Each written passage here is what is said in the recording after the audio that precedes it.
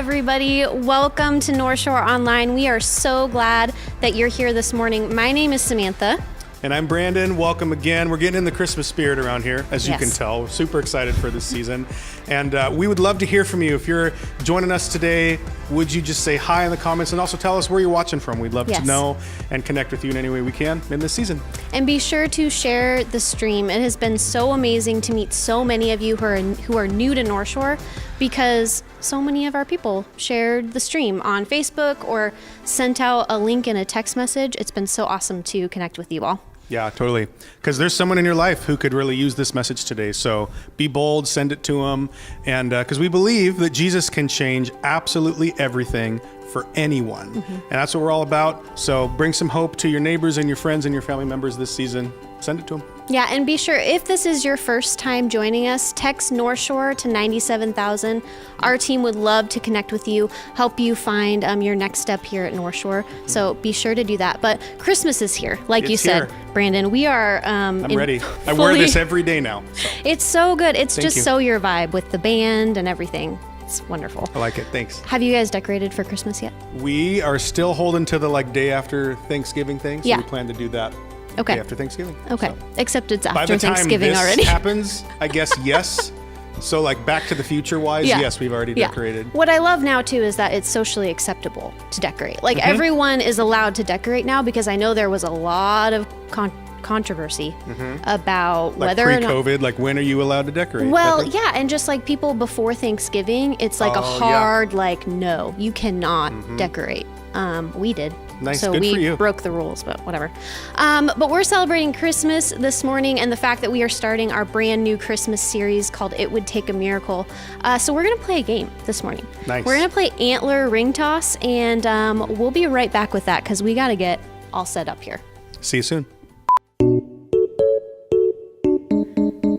Okay, we're ready to play now. Okay. So I'm going to go first, Brandon. Okay. So we have to take a little bit of step back to make it actually a thing. Am I allowed to move around while you throw it, or do I have to stay still? I guess. Okay. But help me out here. All okay. Right. I'm trying to help 20 seconds on the clock. Anyone? Okay. Ready? Yep. Set, go. Excellent. Okay. Oh. Over. Oh. Okay. Oh, nice I got one. work. I got Keep one. going. Okay. What do I have? Brian? 10, 5 seconds? 9, 3. Oh, I got another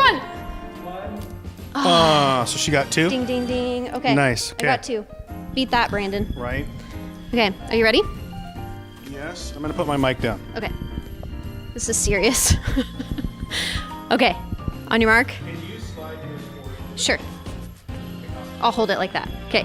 On your mark. Get set. Go. Do we have some Christmas music? Oh, nice job.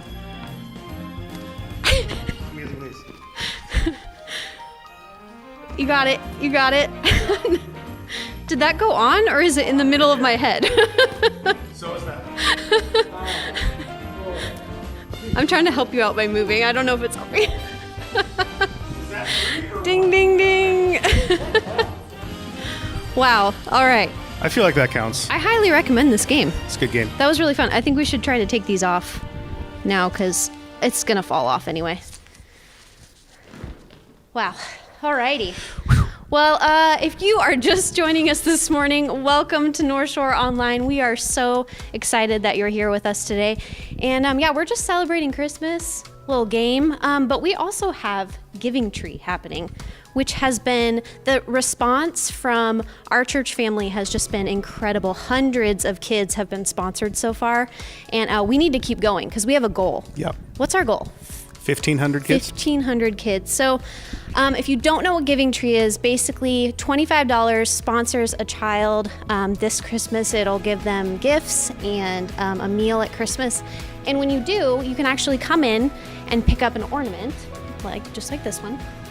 And do you want to tell them what it has on it, Brandon? Yeah, it has the child's name and their age and what area they live in. And so give you an opportunity to pray for them and their family during the season, hang the ornament on your tree.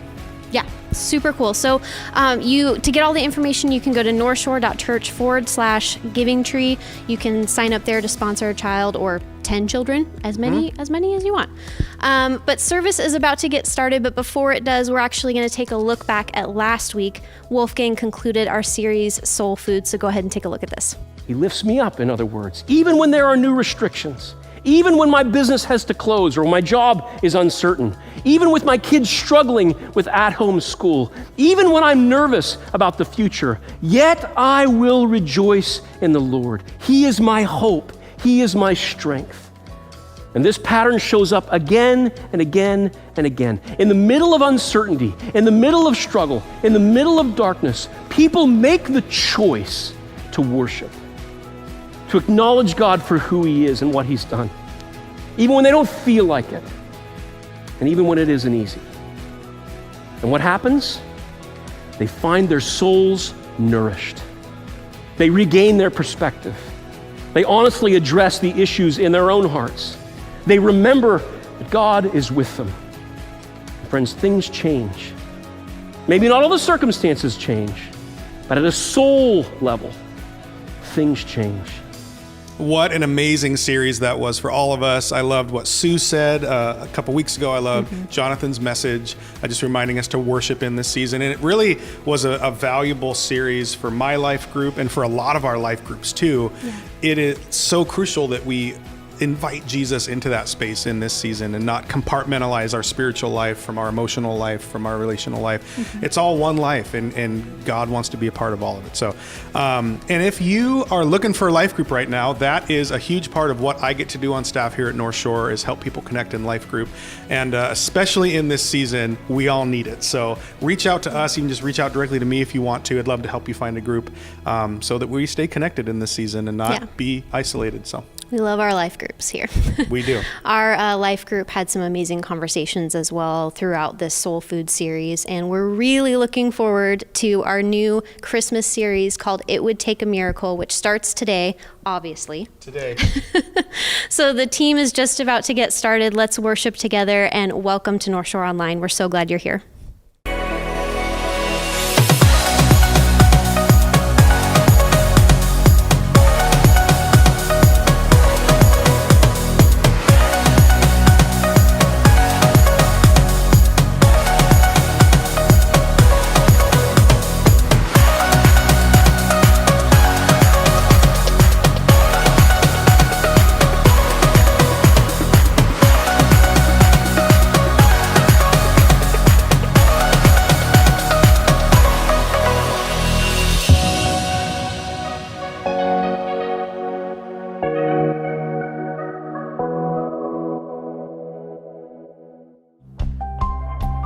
We are so glad you are joining us today. My name is Mitch, and I'm on staff here, and it is Christmas season. So we're going to sing a Christmas song this morning. I hope you'll join us.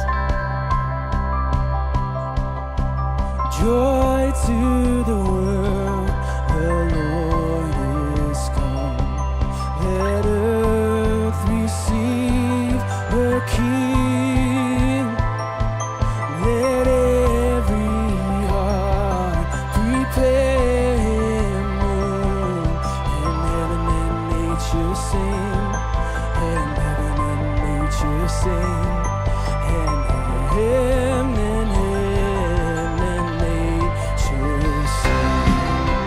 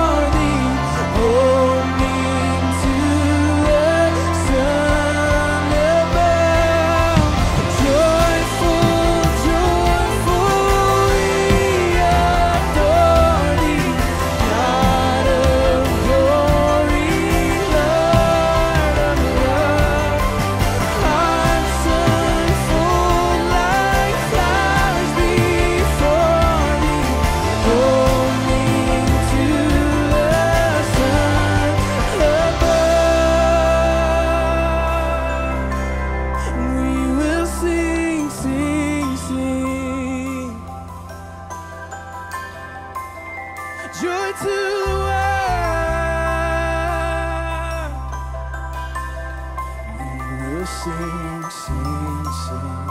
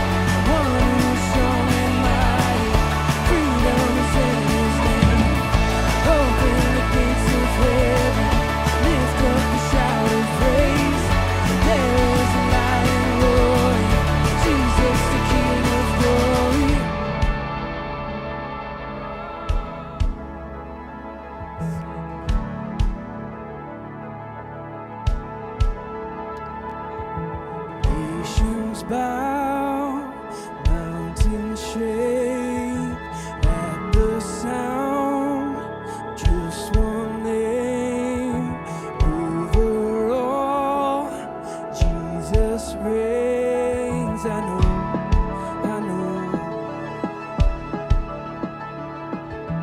Nations bow, mountains shake at the sound. Just one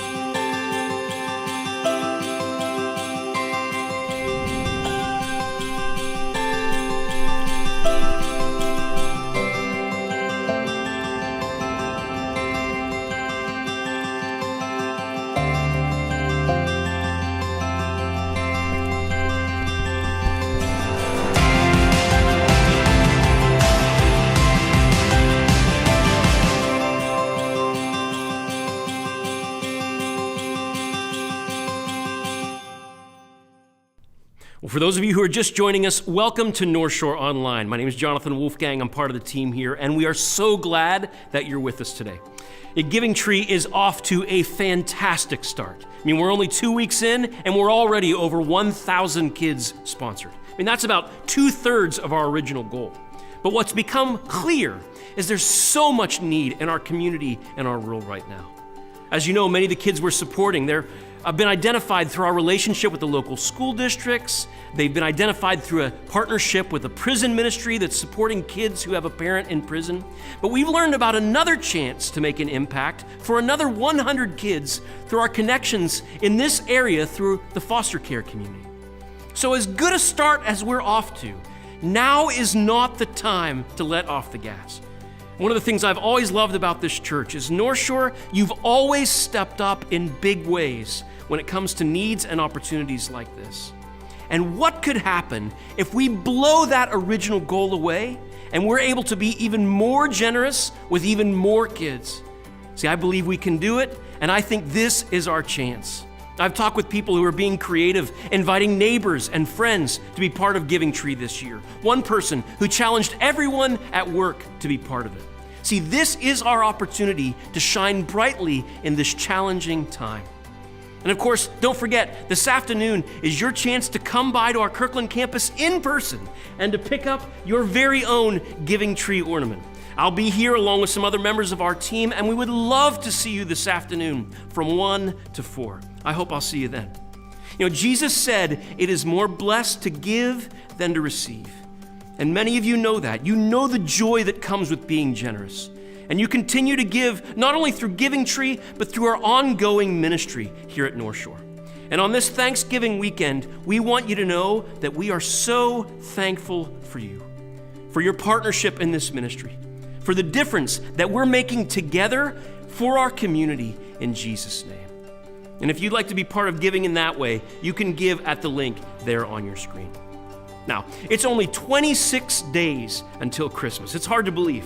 And so today, we're kicking off our new Christmas series called It Would Take a Miracle, celebrating that original miracle of that very first Christmas. And Scotty has a fantastic message for us today.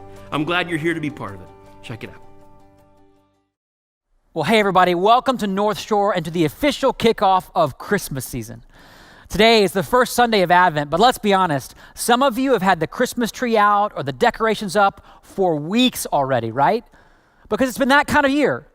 About a month ago, Nina came home saying she couldn't believe that the store she was in had Christmas music playing already, and I was there in the kitchen with Joy to the World going at like full blast. Because if there's ever been a year where we could all use a good old-fashioned Christmas miracle, it's this one. Especially since this is going to be such a different kind of Christmas season. Some of you have traditions with family or friends that can't happen this year. Some of you had to cancel a trip or postpone a wedding or a major event. Some of you have in-laws that you can't see, which, if you're honest, is kind of an answer to prayer, right? Well, Christmas is going to be a little different here at Northshore as well. Our Christmas Eve services are going to be online on December 24th at 2, 4, and 6 p.m. And just so you know, the service won't be on demand because we want to celebrate together like we normally do. So you'll have to pick a time and then show up on time just like you normally do. And to make this year special, we're going to mail everyone in our church a Christmas Eve gift that we'll all open together as part of the service. So don't open it ahead of time, okay? God is watching. And then for those of you who may not be connected here yet, you can text Northshore to 97000, and we would love to get you connected, especially during this Christmas season. But given the year we've had, we also wanted to find a way to celebrate safely in person as well. So we're hosting 2 nights of Christmas carols right here in our parking lot on December 20th and 21st at 6 p.m. It will be 30 minutes of caroling, a reading of the Christmas story, glow sticks for kids, and we'll have the biggest tent we've ever assembled just in case it rains. So you'll want to RSVP online just to make sure you get a spot, or more accurately, a socially distanced circle to stand in. And by the way, you can find all this information online at northshore.church/Christmas. But the most important part of our Christmas experience isn't what we are doing, it's what we're giving. And I have to tell you, the response to our Giving Tree initiative has been absolutely incredible. Yes, we're asking 100% of you to give, but we're giving 100% of it away. And you know what we've asked those families to do for us in return? Absolutely nothing. This is just about love. So get online, sponsor a child for Christmas. For you, it's just $25, but for a family in need, this could be the miracle they've been waiting for. Which brings me to the Christmas series we're starting today called It Would Take a Miracle. So here's my question. Has anyone else ever been in a situation where you thought, I need a miracle? Or to get through the situation, it would take a miracle? When I was in college, I remember taking a class called Calculus 41. And what I quickly discovered was I wasn't ready for Calculus 41 or Calculus 31 or Calculus 21. Heck, I wasn't ready for Calculus 1, but somehow I ended up in Calculus 41. And when it came time for the first midterm, I remember seeing a bunch of problems that looked something like this. Now, I have no idea what this means now. And just so you know, I had no idea what this meant back then. So I just kind of panicked. In fact, I'm feeling a little anxious looking at this screen right now. And so I glanced around the room, hoping to see other students looking equally confused, but they were all writing stuff down. Some were even smiling as if they were enjoying this experience. And so I didn't know what else to do. So I just started to pray, God, I need a miracle or I'm going to fail this test. Anyone else ever prayed for a miracle before a test? I once heard someone say that there will always be prayer in school as long as there are tests in school. So I prayed for a miracle, and then I started writing stuff down, trusting that God would speak to me. And he did. I remember hearing 2 simple words, English major. Turned out okay, I guess. Or how about this? Have you ever prayed for a miracle in your car? Maybe you were late for an interview and you were hitting red light after red light after red light, and you didn't know if you wanted to pray to God or swear to God, but you were thinking, I need a miracle if I'm going to get there on time. Or how about this? Have you ever prayed for a miracle in a relationship? God, help me find a date. Or God, help me keep this date. Or God, help me get out of this date. Anyone ever prayed that one before?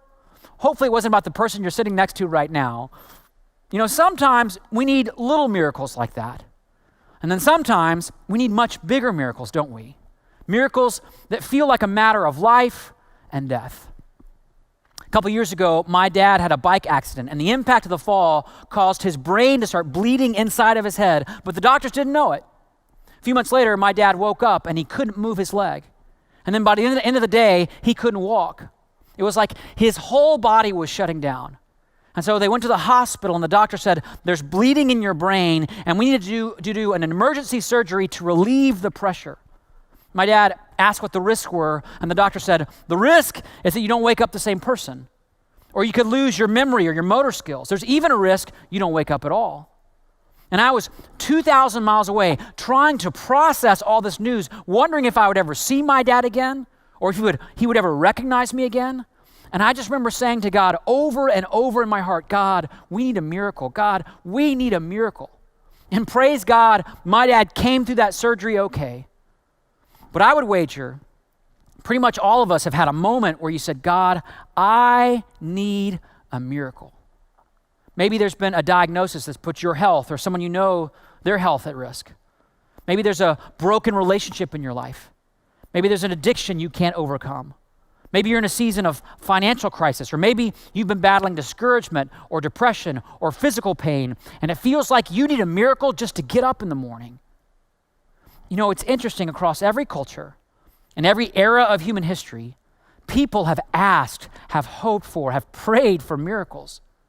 And in spite of all of our technological advancements, in spite of the fact that I can stand in my kitchen and say, Alexa, order more dog food, and 30 minutes later there's bag of dog food at my door, which is amazing and kind of creepy.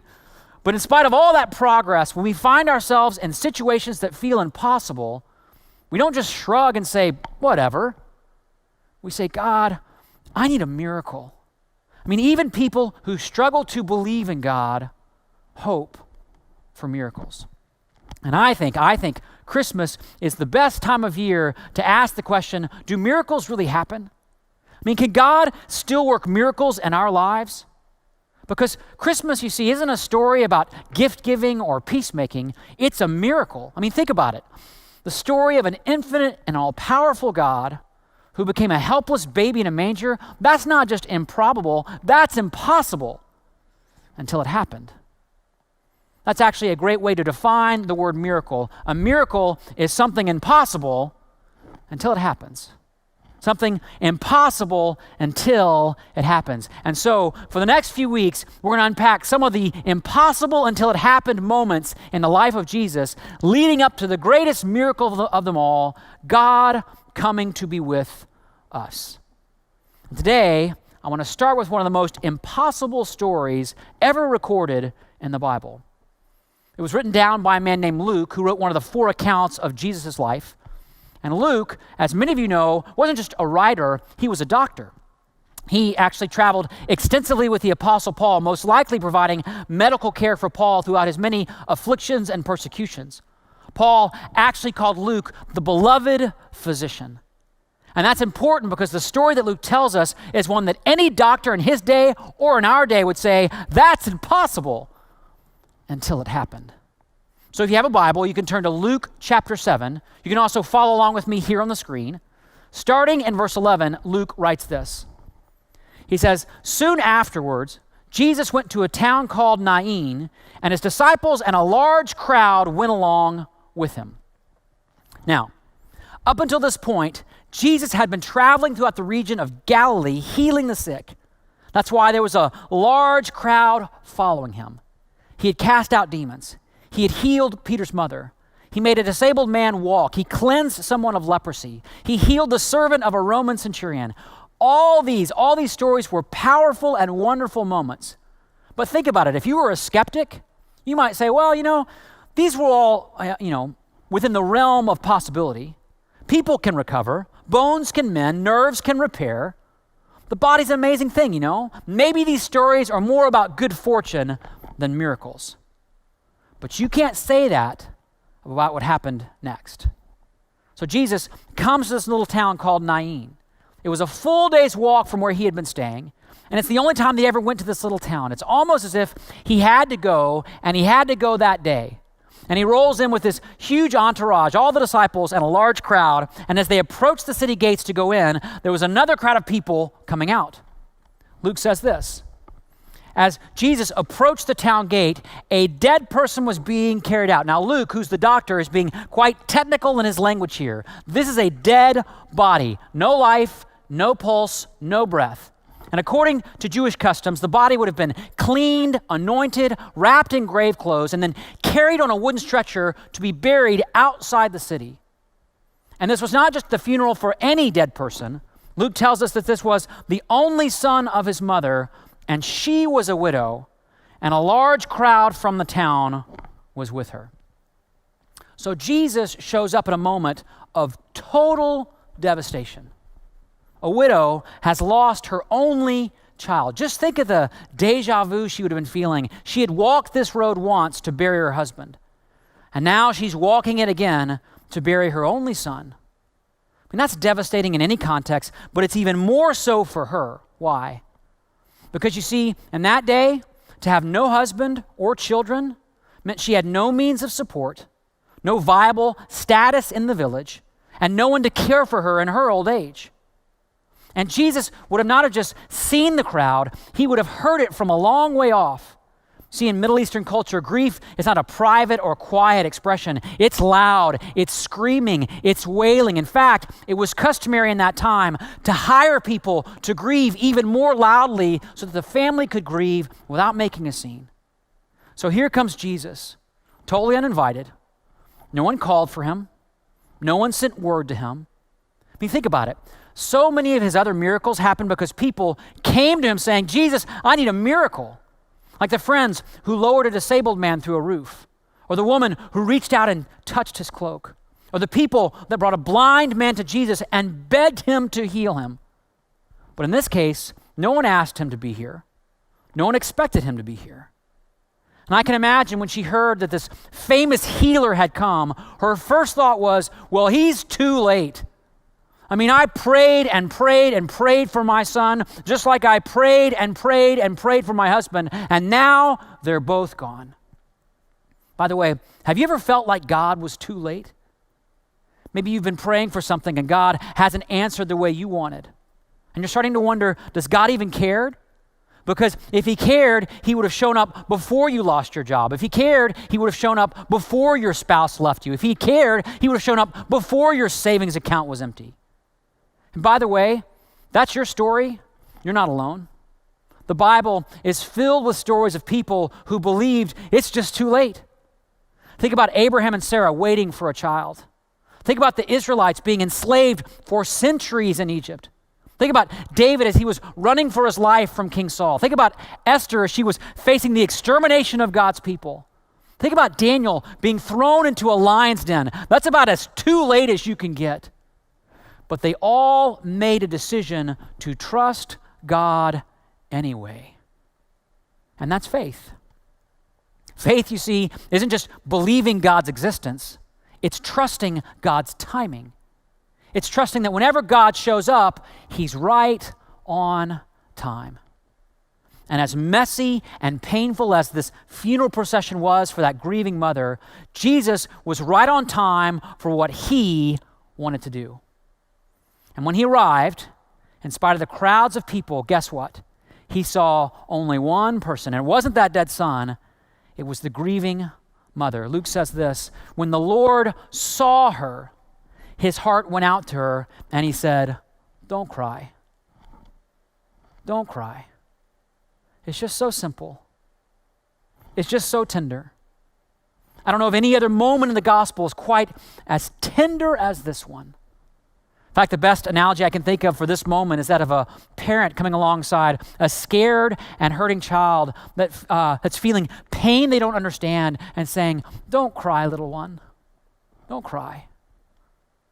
A few weeks ago, our daughter Nora got too close to a cat that wasn't in a very good mood, probably because it realized it was a cat. And it snapped at Nora and clawed her in the face. And not only was that terrifying for a 3-year-old, but it left several marks kind of running down her face. And when Nita found her, she grabbed her up and said, don't cry, little one, don't cry. You're safe with me. And the cat is going to go be with Jesus now. By the way, anyone else shed any tears this year? Did anyone else experience loss this year? Is anyone else carrying what feels like an impossible burden this year? Like homeschooling your kids or living in isolation or facing unemployment or battling depression? Here's the thing. God sees you. And here's what's better. His heart goes out to you. And he doesn't say, where is your faith? Or don't you know what I can do? Or when are you finally going to believe? Like the perfect father, the tender father that he is, he says, don't cry, little one. Don't cry. I'm right here. You see, when Jesus walked into the middle of that funeral, he didn't come with an answer. He was the answer. He was the miracle that she needed.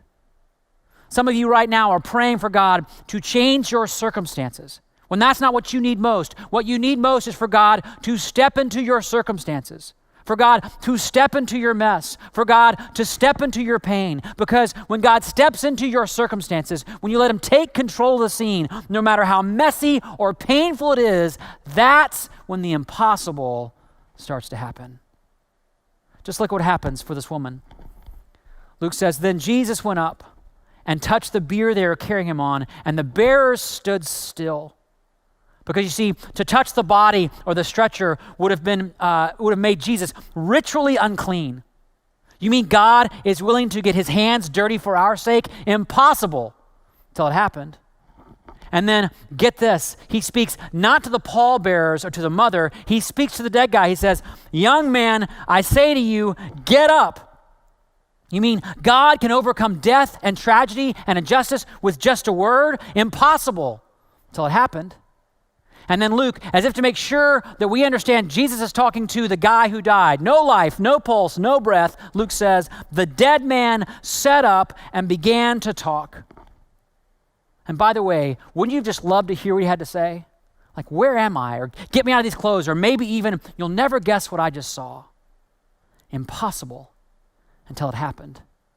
And I love this line, Luke says, and Jesus gave him back to his mother. I know that some of you have lost a lot this year. You've lost someone you love. You've lost a relationship.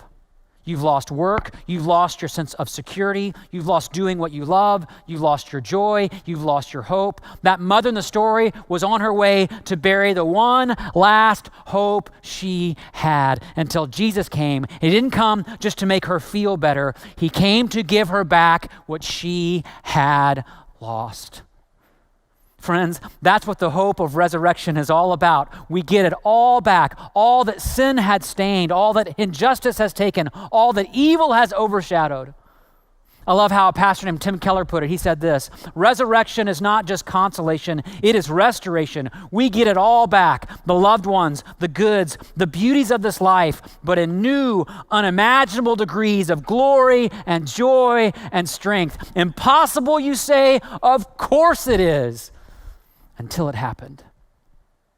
And when it did, those two great crowds who witnessed this entire scene were amazed.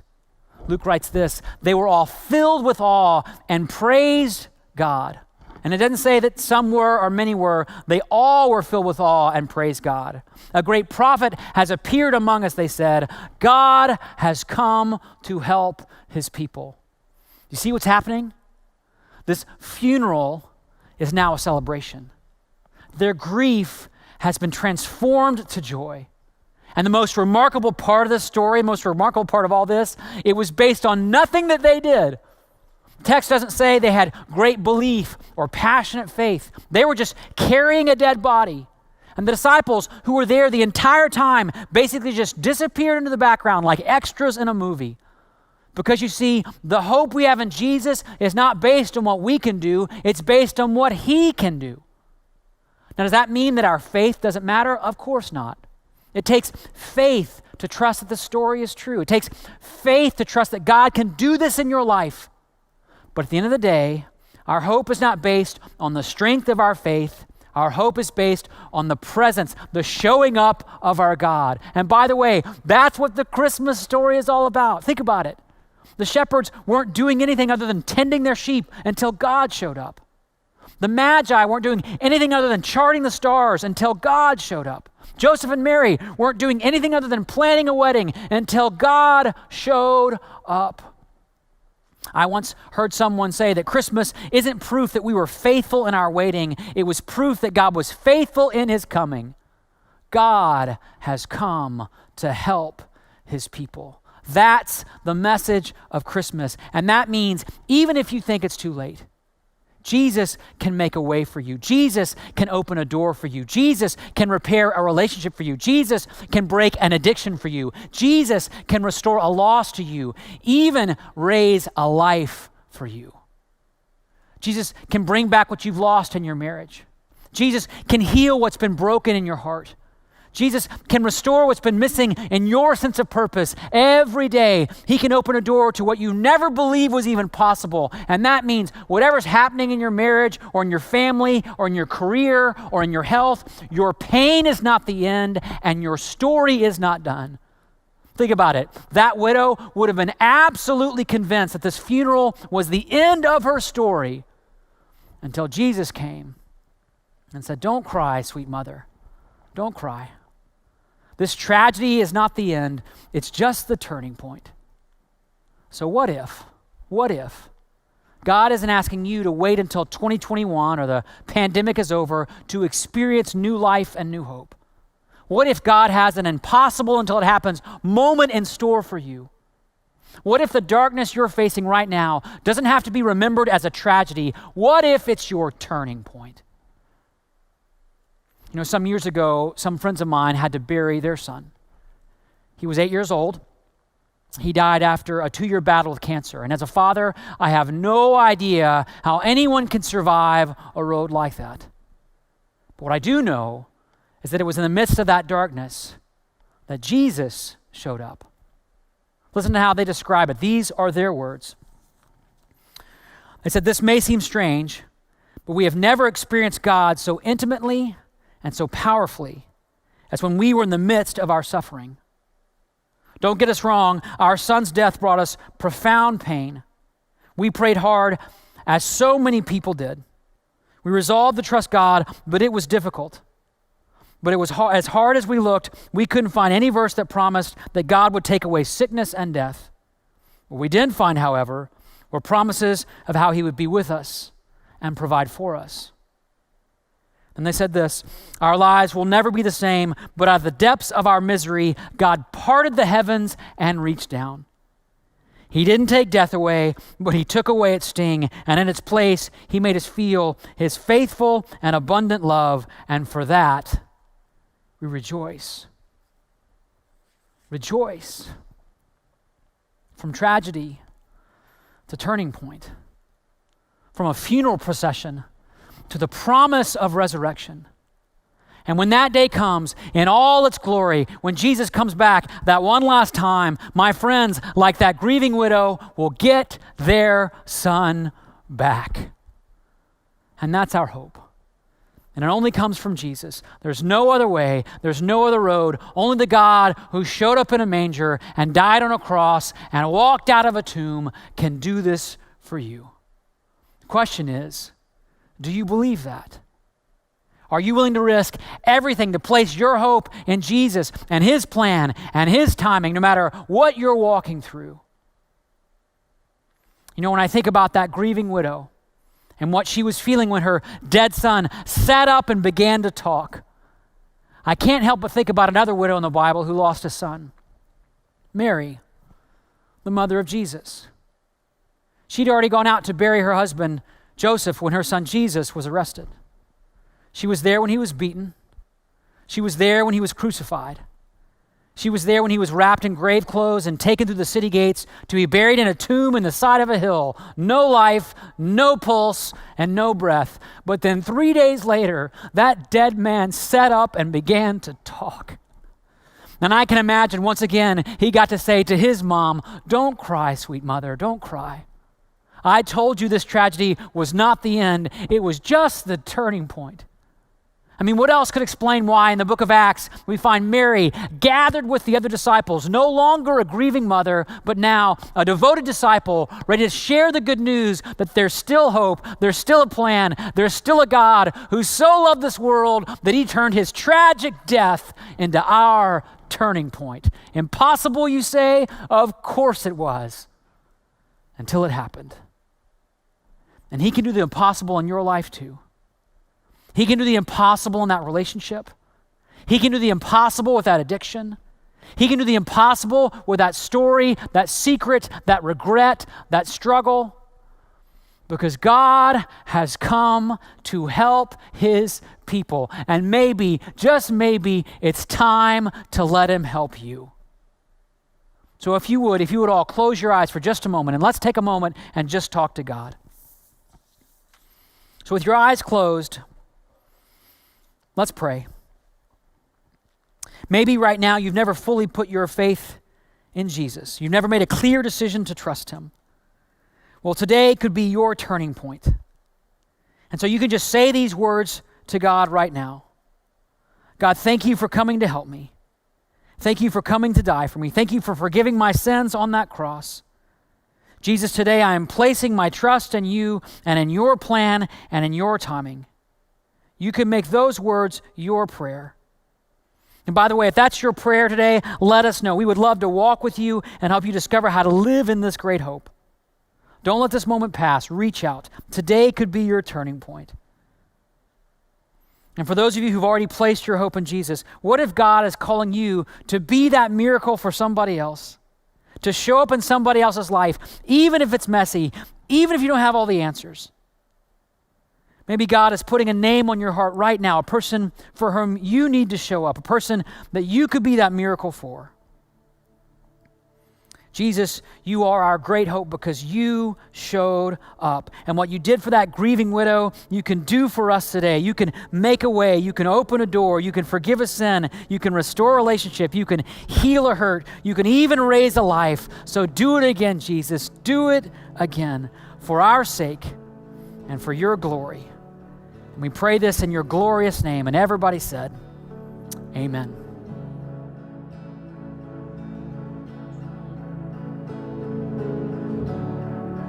Walking around these walls, I thought by now fall. But you have never failed me yet.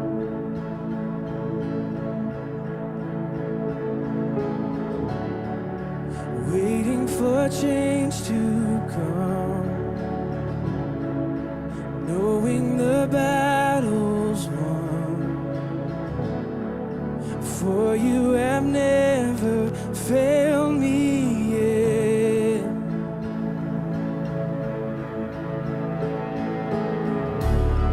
Your promise still stands. Great is your faithfulness, faithfulness. I'm still in your hands. This is my confidence. You never fail me yet.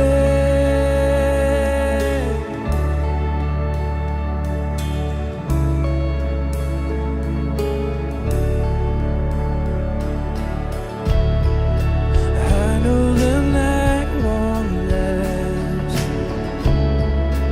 Your word will come to pass. My heart will sing your praise again.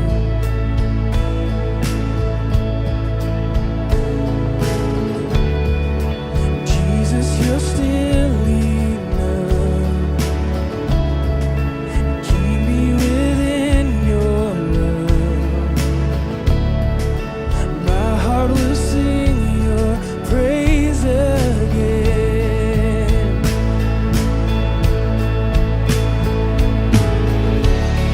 Your promise still stands.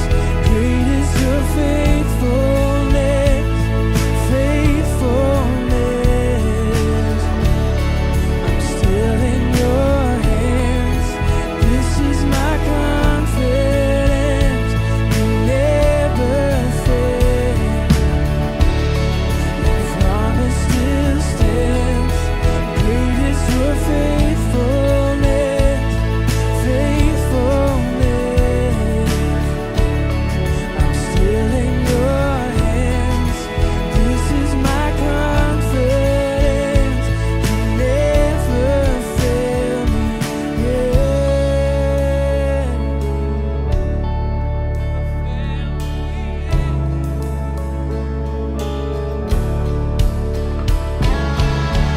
I've seen you move mountains, and I believe I see you do it again. You made a way where there was no way, and I believe I see you do it again. I've seen you move mountains, and I believe I see you do it again. You made a way where there was no way, and I believe I see you do it again. I've seen you move mountains, and I believe I see you do it again. You made a way where there was no way, and I believe I see you do it again. I see you do it again.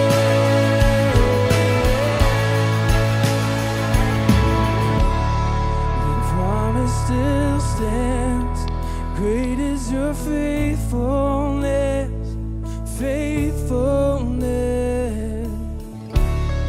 I'm still in your hands.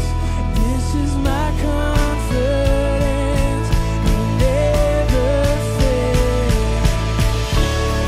Your promise still stands. Great is your faithfulness, faithfulness.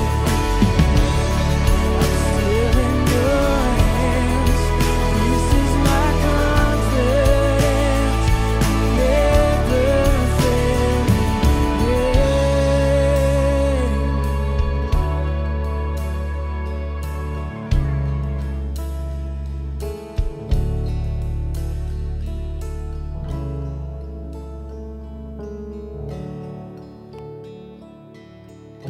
Hey, thanks again for joining us today at Northshore Online. If you made a decision to follow Jesus today, we would love to hear about it. You can send us a message directly. You can even comment in the comment section. However you want to reach out, we want to hear about it. We want to help you take some steps in your faith.